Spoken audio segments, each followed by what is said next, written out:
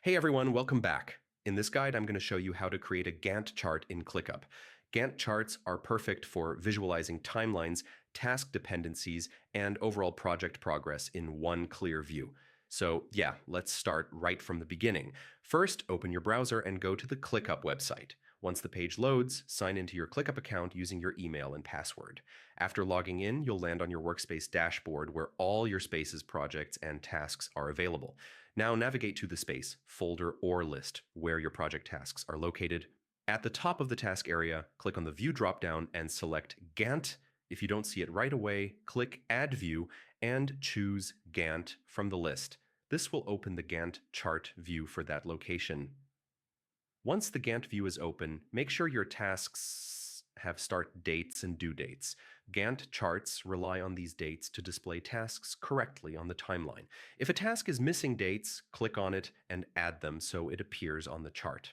Next, you can adjust the timeline by zooming in or out.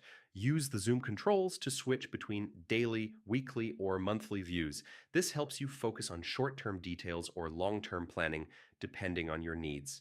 You can also create dependencies directly in the Gantt chart.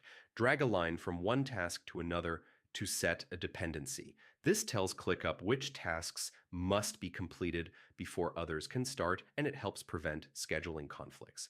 Another helpful feature is drag and drop scheduling. You can move tasks along the timeline to quickly adjust dates. When dependencies are in place, ClickUp will automatically shift related tasks to keep everything aligned. You can filter or group tasks in the Gantt view by assignee status or priority. This makes it easier to focus on specific parts of a project or track workload across your team. And that's it.